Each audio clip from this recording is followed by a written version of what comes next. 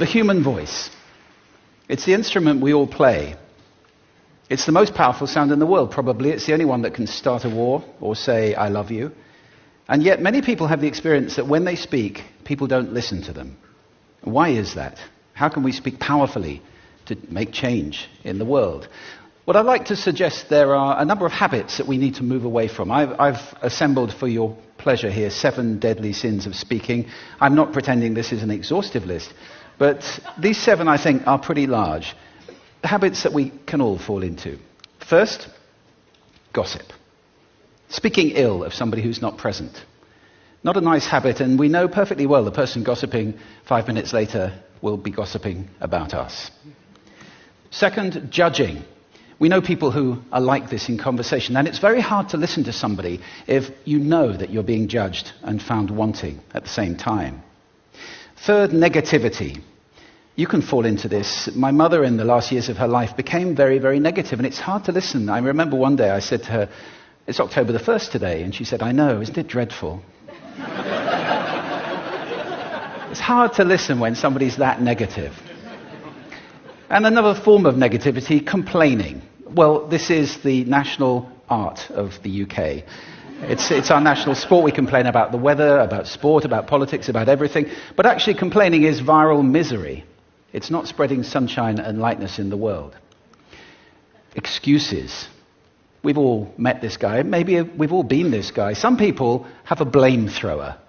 They just pass it on to everybody else and don't take responsibility for their actions. And again, hard to listen to somebody who's being like that.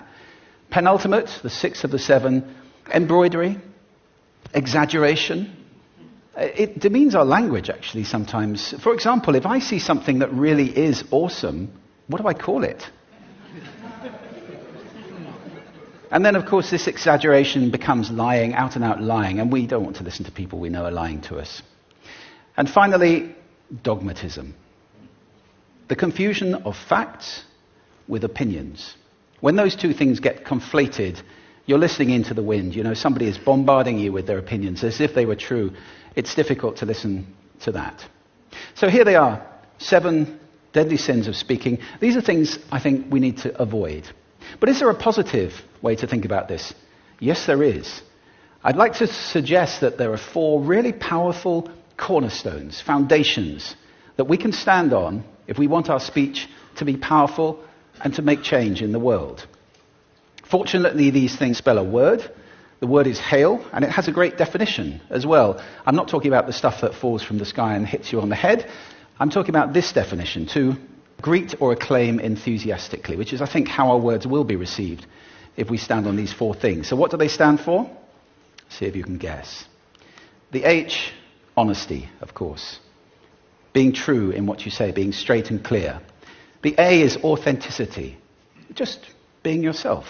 A friend of mine described it as standing in your own truth, which I think is a lovely way to put it. The I is integrity, being your word, actually doing what you say, and being somebody people can trust. And the L is love. I don't mean romantic love, but I do mean wishing people well. For 2 reasons. First of all, I think absolute honesty may not be what we want. I mean, my goodness, you look ugly this morning. Perhaps that's not necessary. Tempered with love, of course, honesty is a great thing. But also, if you're really wishing somebody well, it's very hard to judge them at the same time. I'm not even sure you can do those 2 things simultaneously. So, hail.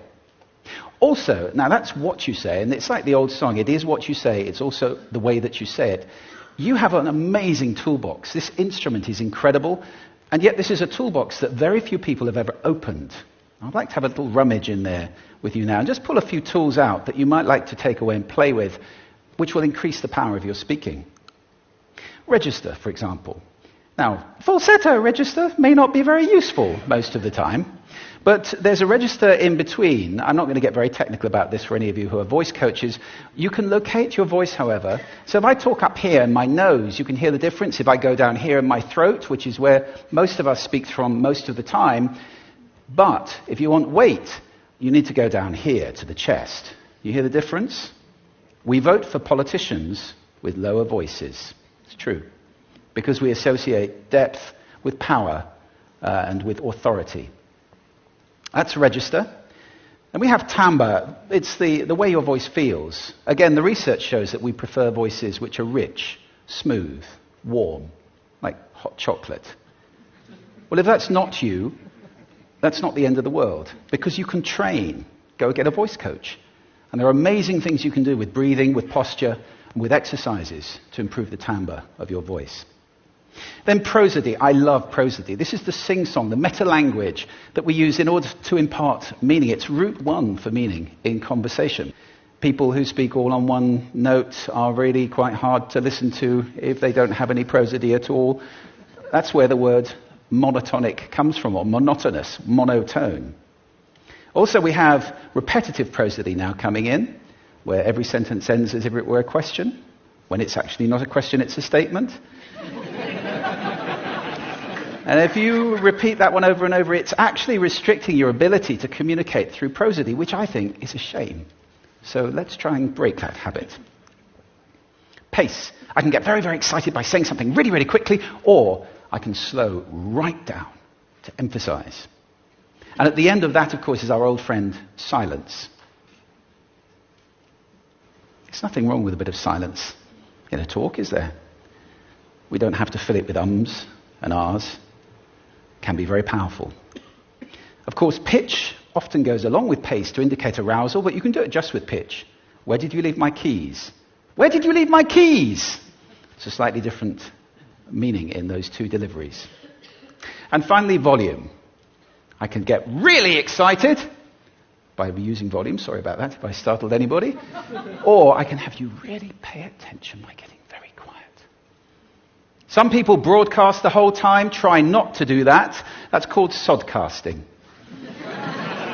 Imposing your sound on people around you carelessly and inconsiderately. Not nice. Of course, where this all comes into play most of all is when you've got something really important to do. It might be standing on a stage like this and giving a talk to people. It might be proposing marriage, asking for a raise, a wedding speech, whatever it is. If it's really important, you owe it to yourself to look at this toolbox and the engine that it's going to work on. And no engine works well without being warmed up. Warm up your voice. Now, let me just put this in context to close. This is a serious point here.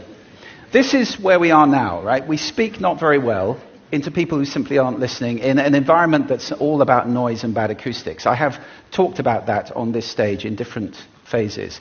What would the world be like if we were speaking powerfully to people who are listening consciously in environments which were actually fit for purpose? Or to make that a bit larger, what would the world be like if we were creating sound consciously and consuming sound consciously and designing all our environments consciously for sound? That would be a world that does sound beautiful, and one where understanding would be the norm. And that is an idea worth spreading. Thank you. Thank you.